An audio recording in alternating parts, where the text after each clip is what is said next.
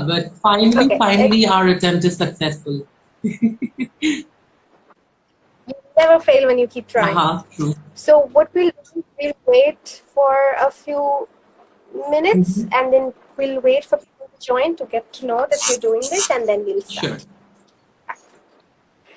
Let's just hope this works fine. Sure. We're trying our best, yeah. Whew, okay.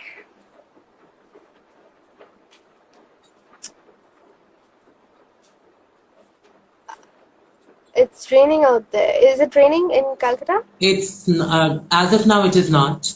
Like Jadavpur has faced a lot of rain, and it was submerged or something. Yeah. And now it's sort of better. Okay, it's raining out here so much. Okay. Way too much. Can you hear me nicely? Yeah, is there a lot of disturbance? No audio. No, but then nothing. No. Okay. Cool. But then we are actually a little late. We were supposed to start at 9:30 and we started a bit late. But I'm not even going to touch my phone to see what the time is. Same here. At least you're doing this.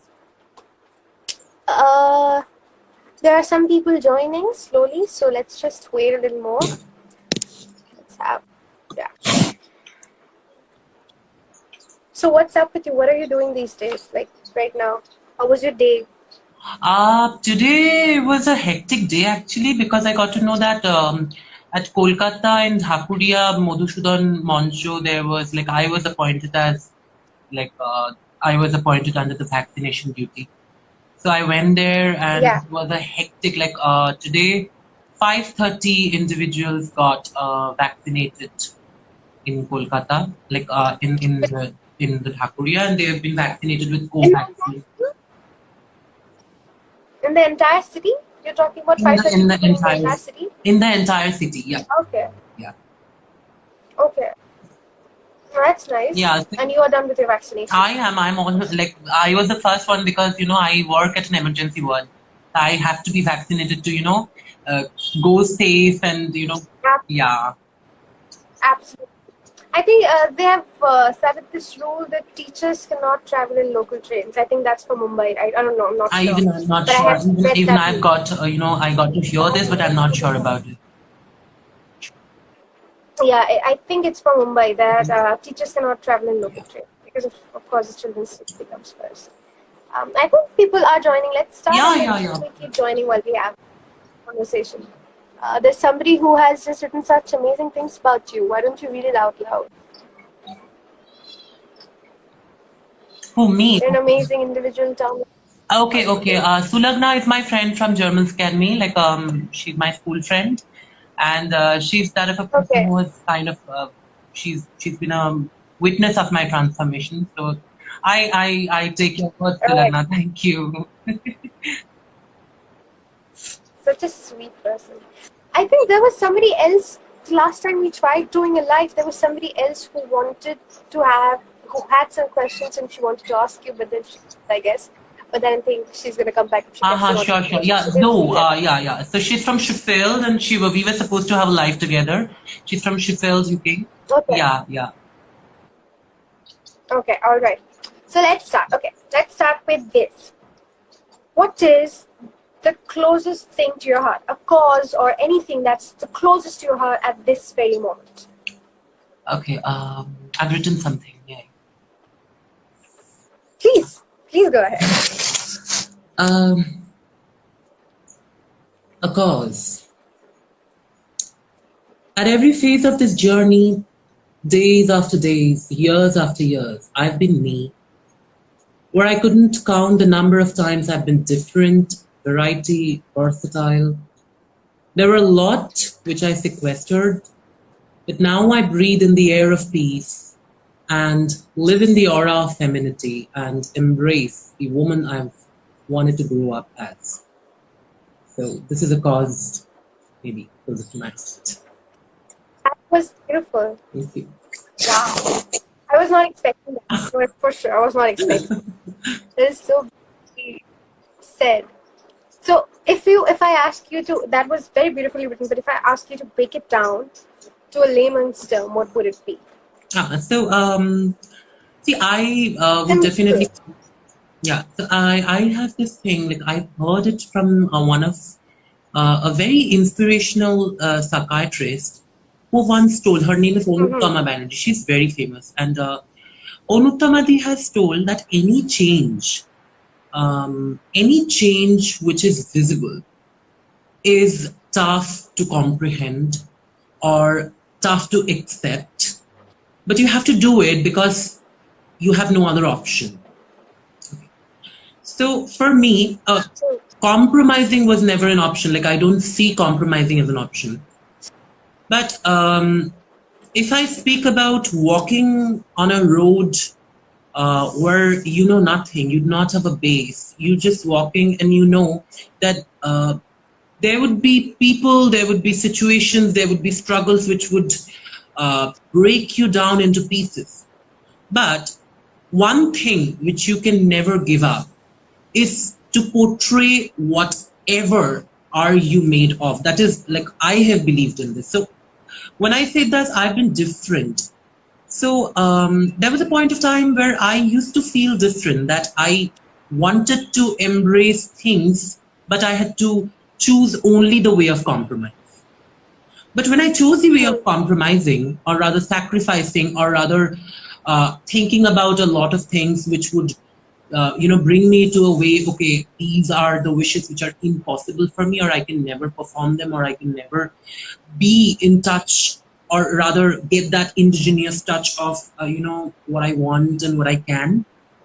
But I have grown when it's sequestering, like I've been sequestering a lot of things, my pain when I get bullied, or my family, my society, my teachers, and everything. They came up with one conclusion, that you're someone who's false, who's a lie.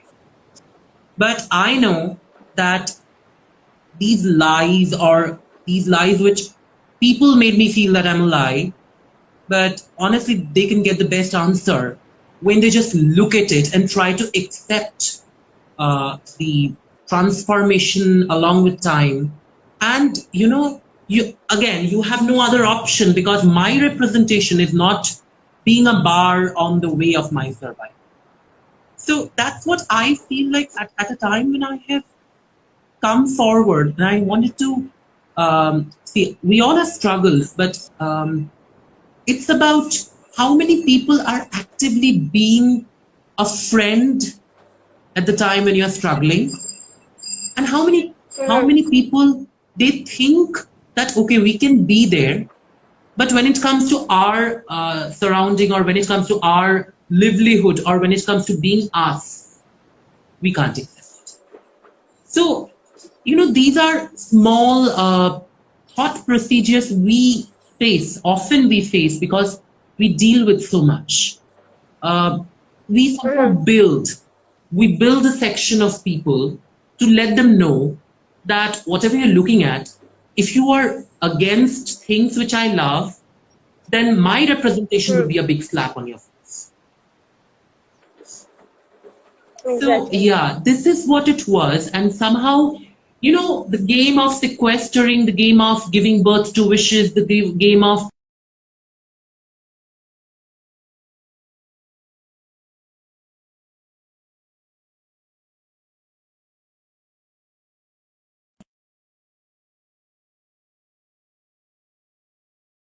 Okay.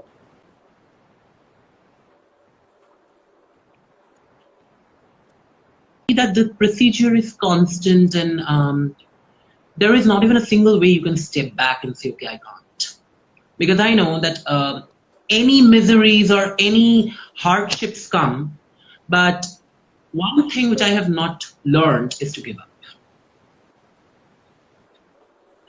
I think that is something we all need to learn, to not give up, to not just listen to naysayers and be like, oh, I have to, they're right, and all of And these you know what? things. At times you should not even listen to yourself, because sometimes, along with a lot of situations or things, you tend to judge yourself, and when you feel like your mirror is lying to you, so sometimes you should let it flow. You should give it time, but you should proceed. should not never stop proceeding. Yeah. I have this thing that sometimes you will have bad days. Sometimes you feel like you're Superman and you can do anything in the world, and sometimes you just have bad days. And on those days, I have made a video for myself that I'm going to watch whenever I have those bad days. And and in that video, I'm telling it to myself that, even if you're feeling these things, it's fine. It's a human experience. You have to power through. So during those bad days, don't listen to yourself, even if it's saying, "Oh, I can't," and just power through, just shut it up, just power through. Because again, you're gonna reach that good day as well after you're done with that bad day. All you need to do is power through. So yeah, but the thing is that it's commendable that people who are striving to live their authentic truth, because there's so many people out there lying to themselves every day. Does not matter whether it's about sexuality, it could be about anything, but they're just lying to themselves about who they are. And that's where I'm just coming back to what you said, that, about what are you? What are you made of? Who are you? What is your authentic truth? Are you living that? Are you happy doing what you're doing? And if you're not happy what you're doing, doing whatever you're doing, then why are you doing it? Sometimes we feel like we have to, but you don't need to. Yeah. But we tell ourselves so many lies that we have to, because this is there, that is there. But then at the end of the day, we all are going to die. Yeah, exactly. Right? So what's the point of living a lie? Right? Right. So tell me something. How has your journey been as an artist so far?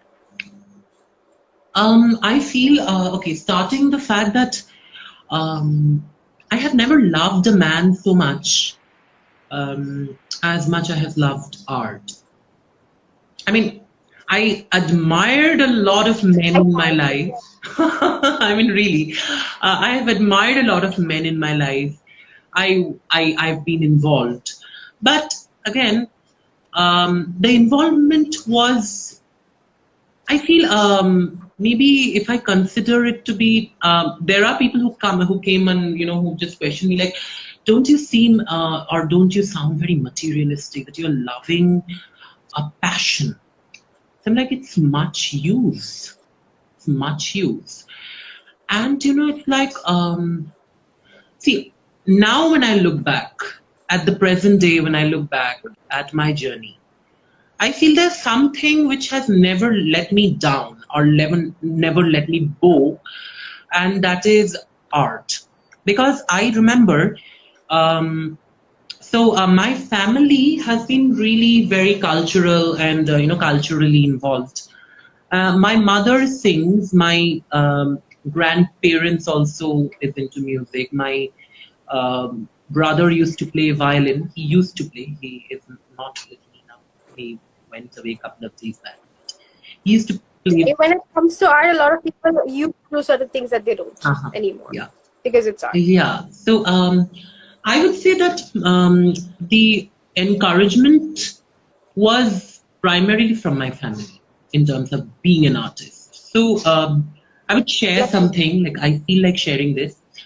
After my class 12, after my higher secondary, I applied for an admission in Nehu, Shillong.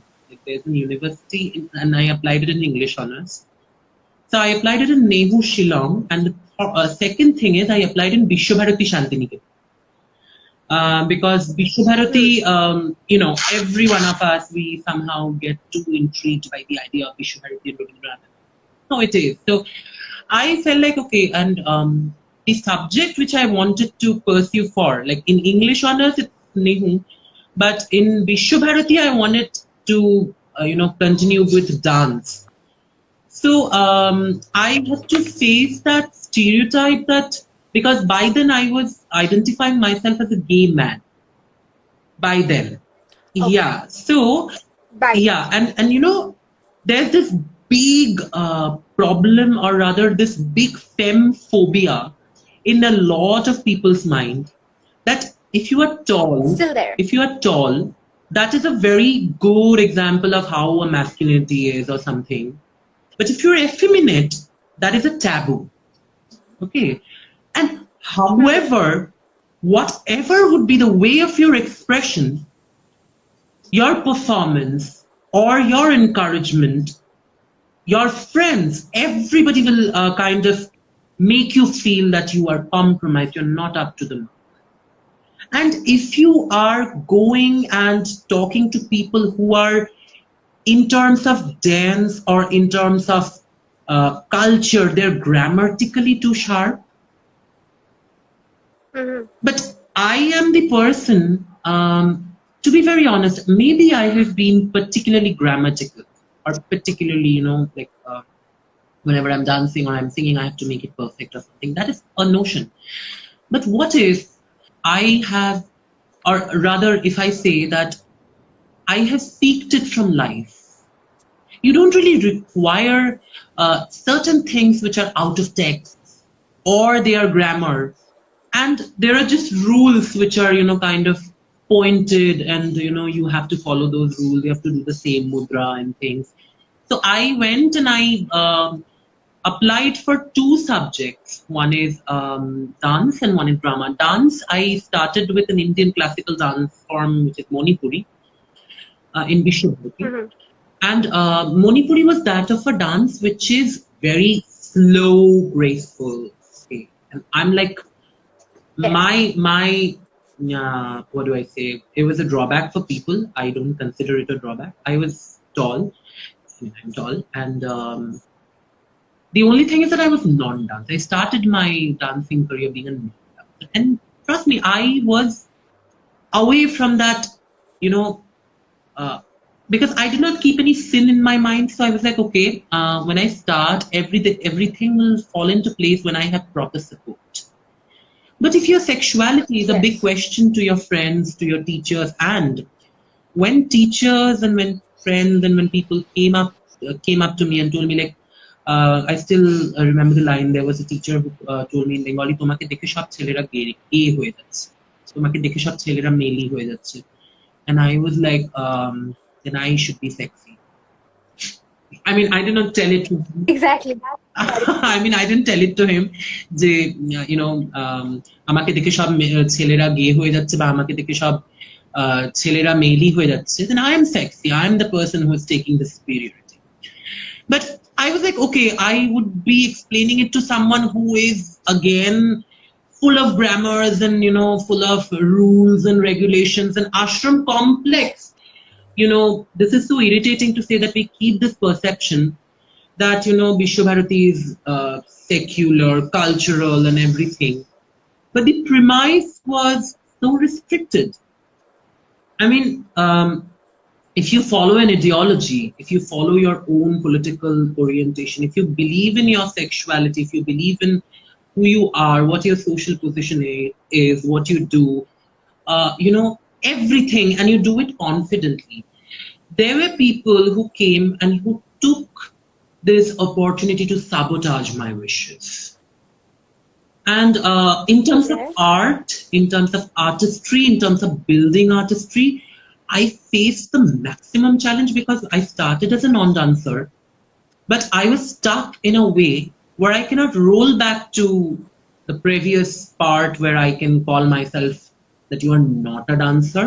You should start something new. Personal transformation. Yeah, and more interesting. The more interesting fact is, I remember that I used to cry every night when I used to get complaints like that person is not particular as a dancer, or that person can never be visible as a dancer, and that gave me a dilemma. We often face dilemmas, but what about those dilemmas where you have no other option? Because apart from art, apart from rolling back, I had no other option. But I want to establish. So I would say the education system which I have been at, I would not say that it is sensible. It is never sensible. But along with that, it was more rigid. It was strictly rigid. It did not allow you to breathe. I would like to add the fact, I don't know if I should be saying that, but I would like to add the fact that somebody coming up to you and saying something like, the guys are acting a little more feminine, that itself is toxic. It That is itself is toxic. Yeah. reaffirming whole masculine thing, and you cannot be feminine and masculine at the same time, which is not true. We all have that within us. We are masculine, we are feminine, and men and women, we both have that. And to think for certain people that if you are doing certain things you're not masculine enough, that's just toxic. And And for people to think that way if I say itself is in that toxicity, there is again something which is hierarchy. For example, if I'm yes, facing my professors who are kind of giving me education, or they want me to be established, but how come they are setting up this limit? Who are they in the authority to set the limit of, carrying this epitome of hyper masculine or hyper feminine, or people speaking from it? Where's the harm? So there were people, and there is a hierarchy that we cannot talk back. We cannot ask for our rights. And you need to respect them just because they came first on this planet. Exactly. And if I have, I'll be blunt honest, if I have tried talking about my rights, then my answers were physical scars. Yeah, my answers were physical scars. And it was, I don't know, I mean, in my university, there were people later when I passed out, they made a troll that, I still remember they made a troll of mine saying that I am a cross-dresser, like a secret cross-dresser. They made a troll of this, and I have been a rapist or things. And they trolled it in social media, and the whole college authority came up to me, pointing fingers at me. But you know what? I felt like whenever you're voicing your opinion, there would be people in bulk who would come and who would try to shatter you.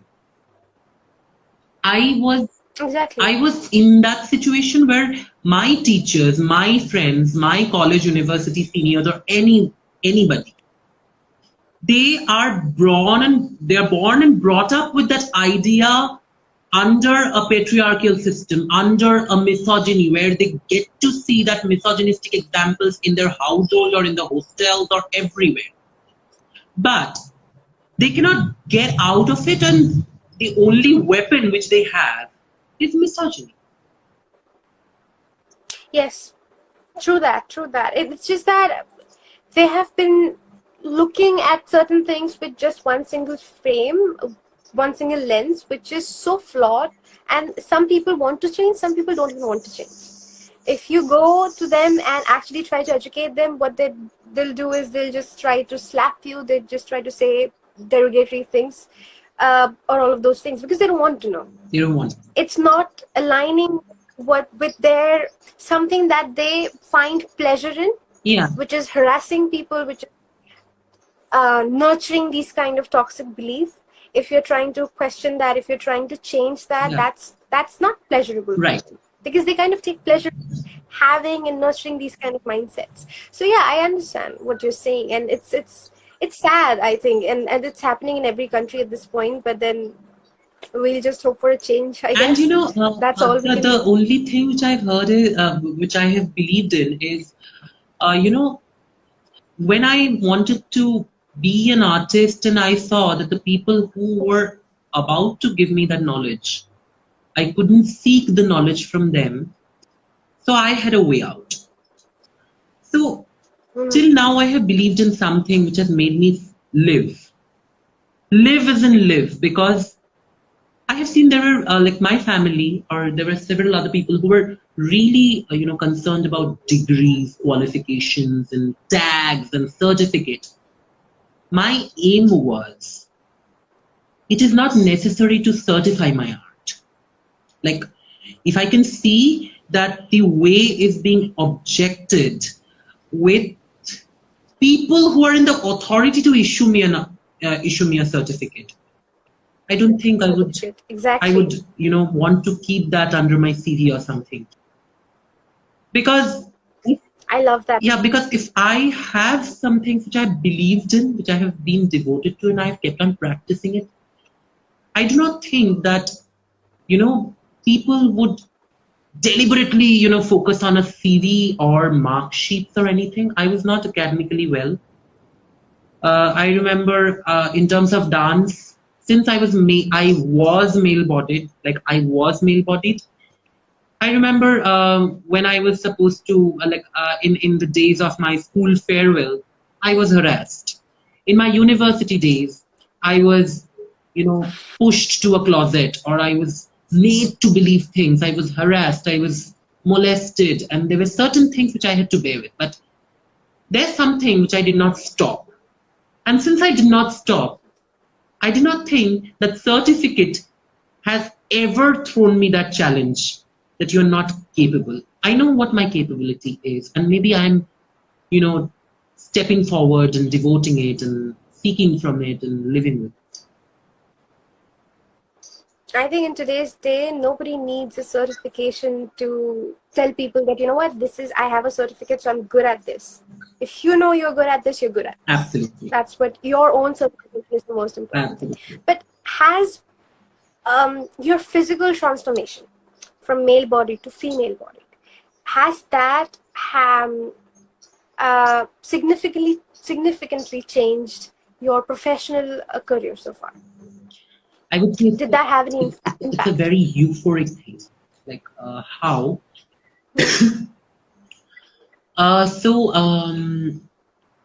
Right now I'm under transitioning, and it's like I used to look at the plight of an effeminate man, again in my college days and again in my school days. I used to observe at an effeminate man's plight. And I used to feel pity that what's something that is stopping. But after I have begun, or I have been in the transformation or transitioning, I was acquainted with some problems which kind of pinched me and did not make me like, I've been insomnia because of that problem. And it is a very common problem. The name of the problem is dysphoria. I'm sure often trans women and trans-bodied people, transgendered or trans-identified people go through dysphoria, several dysphorias. So I could feel that at the time of my college, when I was understanding that, okay, I was in the position to name it. So I was very androgynous in nature. I used to shoot. I used to try a lot of experiments. But I remember that one thing which has always been common is femininity. But later, when I wanted to place femininity in my life, or rather embrace it, because I was into this, question mark that primarily as an artist, would body be a problem? Because, often what happens is, if you go under a surgery or if you go under any physical procedure, so for a point of time, since you are not into, practice, you are into medication, hormones, hospital bed and treatments and everything. So, there are, and again, if I talk about hormone replacement, then it is an intricate procedure where you go under a lot of mood swings. Right. So, exactly. Yeah, so I was going through this dysphoria where I was not happy with my genitalia. I was not happy with the sudden touch of my genitalia or my breast, or, something which constantly used to keep me, or rather think about body parts which I am uncomfortable with or which I don't want. And trust me, when I say this... So did these things kind of impact your professional career significantly? It did, because when I came to Kolkata, I was not under, I was still questioning. Like the first time when I came here in Kolkata, I still remember that I was desperately searching a place to stay, to survive, to stay. I was staying with friends. I was staying with people. I was like I even managed it. I managed a flat or a rent flat. I managed everything. After that, one point of time, I realized or I got to know that I was not being able to collect food. मेरे घर में चूल्हा नहीं जल Not रहा. enough. Yeah. And that Okay. time I was into this procedure of prostitution. I did prostitution. And when I say this, I'm a proud whore. I don't mind it. But, you know, at that point of time, I realized that the physical parts, which are kind of giving me this pain, that it's very funny, trust me. Like, I couldn't call myself a gigolo. I couldn't call myself a whore. I was going to ask you that. Yeah. I was going to ask you that. Yeah, because when you did that, what was your mentality? Who were you at that point? Like, were you identifying yourself? Or absolutely. And you know, when I say that I am my own mirror, you know, it's like I was not being able to face the mirror. And I was like, okay, so am I a genderless person or am I a gender non-conforming person? I'm like, no. If I claim to be a gender non-conforming person, there's somewhere or something which is running left. And that is something which I wanted incomplete. And professionally, I got to see when I used to share stage with people, or when I used to, you know, kind of do modeling. I worked with 3 brands. So I, at the sets or at the stage or at behind the camera or anywhere, I used to constantly keep asking me that, what is it that you want? Then I kind of say that there are certain scarcities within me which I wanted to kind of replenish or give them a space or give birth to them. So that way, I still remember after doing prostitution for 3 to 4 months, when I managed some money, I paid my rent. I managed a job at Wipro, and I started as a Wiproite. And when I started as a Wiproite, I still remember that that very moment, I still remember I hugged my bras. I embraced my bras because it's something which kind of made me feel really complete and, you know, emotional. And it was something which was really emotional. This is how I found that, okay, it is a necessity where your femininity, the entity within you, it becomes a necessity to place, to take care of, to grow with. So that's how, and my art obviously gave me a lot of factor because in my previous life, I was talking to a friend. So they were like, what are the particular factors which you take from, you know, your artistry? So I did a film called Miss Man.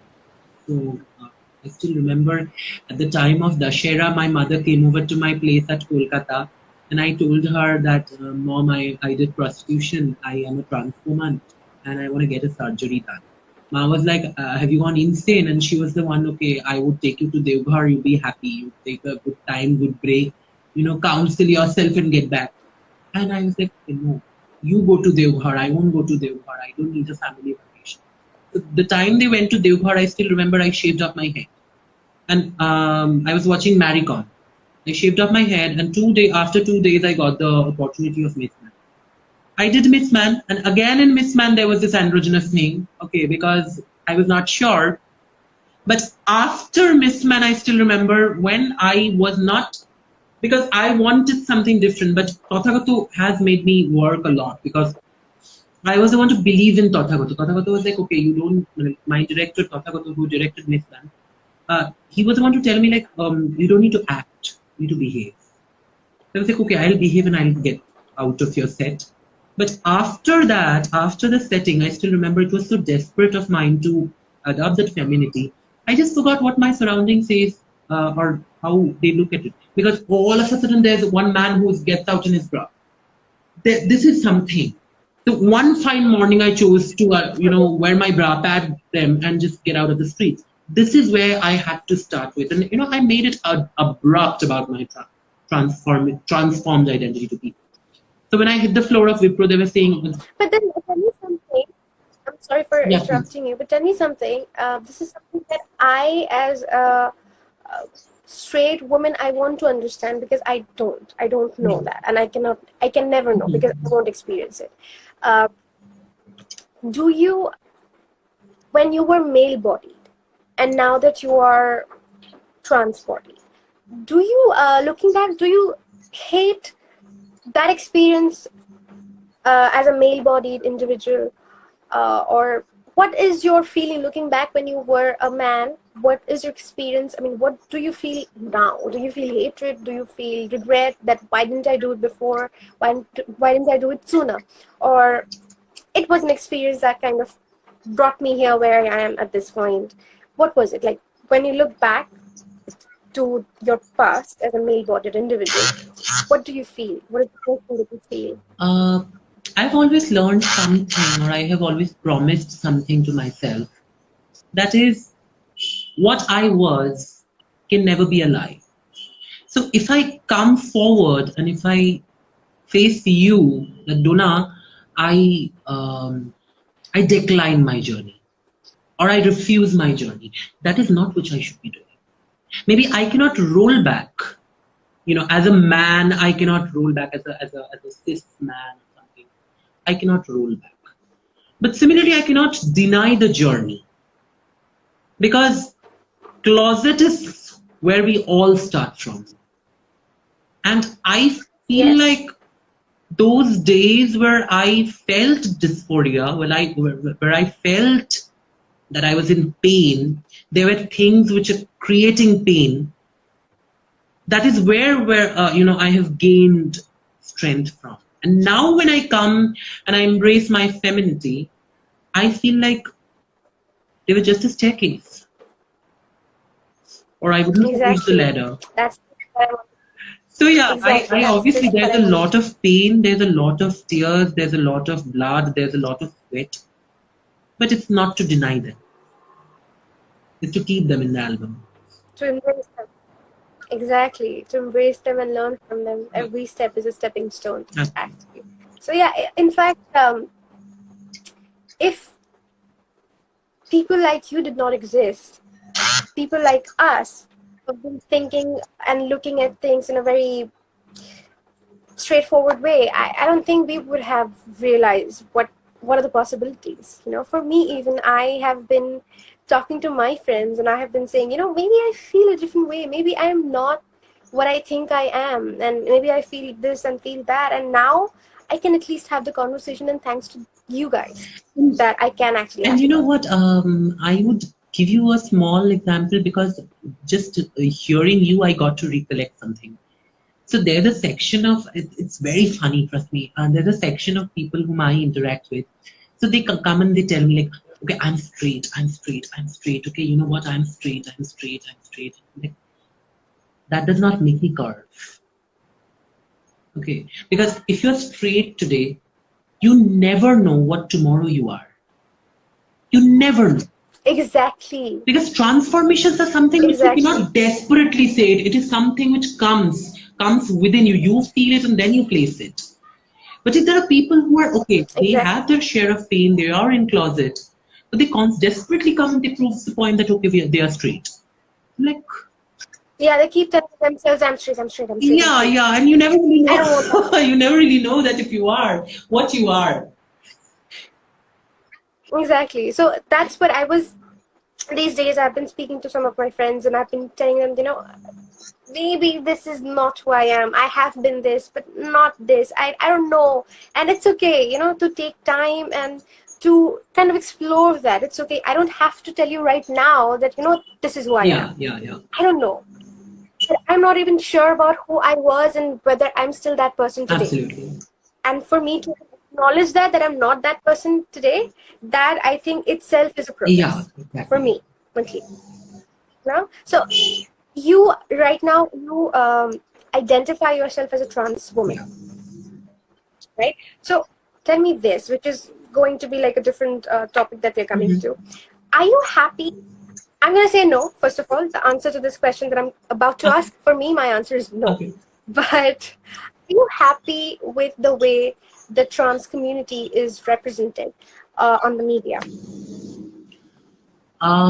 It's a very intricate question, but yes, I will answer that because transgenders or transgendered identified people, they have been made a minority.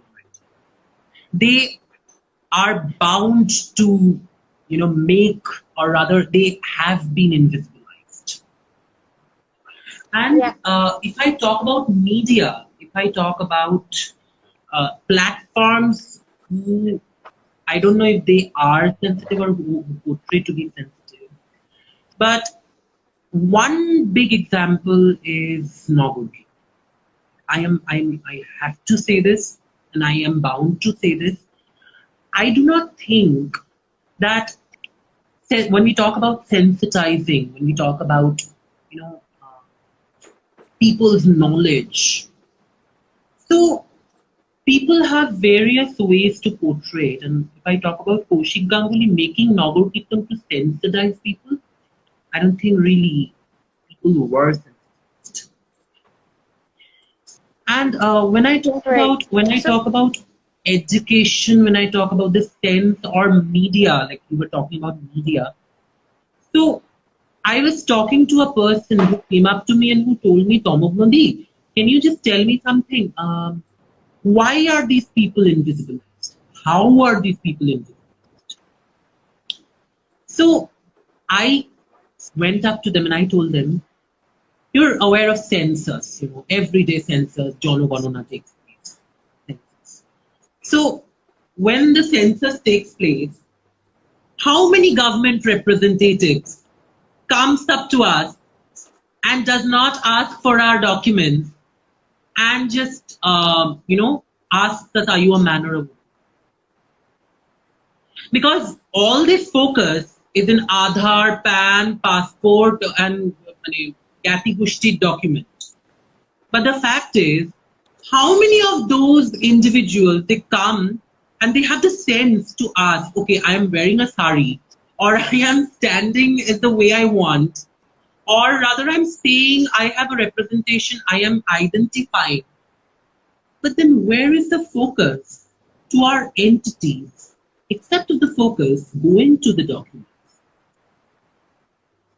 exactly. This is something that I think I even wrote. I mean, I was just listening to your thought. I wrote a blog Uh-huh. about this documentation, about my I would love to read community. the blog, But you know, please. I will send it to you. I would love to send it to you. But you know, I feel that us as Indians, for example, we have actually in our past we have been very supportive and we have embraced the other genders other than the man and woman thing. Hmm. But this I personally feel that it's a Western thing that has come to us, where Westerns, they have a very well defined thing to look at things, a lens to look at things, either man or woman, and there's no in between. And if you're sinning if you're Yeah. doing that, I'm doing a movie on this called Colors, which is my next movie, and this is what we're going to talk about, like just that fact that if you are anything, if you even if you're a woman, you identify yourself as a woman, but you like other women or anything of that Yeah. sort, starting from the smallest of things to the largest of the things, which is trans, because that's a different gender altogether. It's a sin. Exactly. And You're going it to gets hell. much more intricate when people have not got this idea. Because when we talk about transgenders, so there are a section of people who came and asked me, "Acha chhele hijreo hoy." So basically, when they were talking about trans men, and when I was explaining about trans men, who trans men are, they were like, "Okay, chhele hijreo hoy." Hmm. And I was like, it is not about things which you kind of tag them, but it is about several lives who want them to be what they are. And it gets like media people. If I talk about media people, we as a society, as a whole, as a mankind, we know that two gender identities and one sexuality is all we have.